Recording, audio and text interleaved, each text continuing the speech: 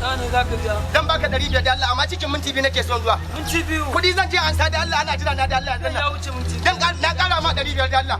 Ya wuce. Na kara ma 500 da Allah mu je da Allah. Na yalle mu za ka na baka 1500 da Allah.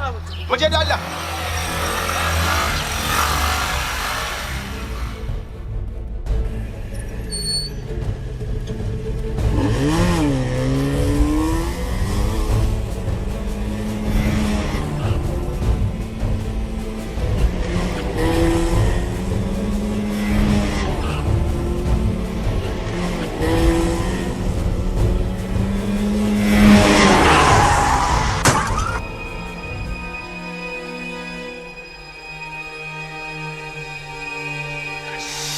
Gaggawa aikin shedan.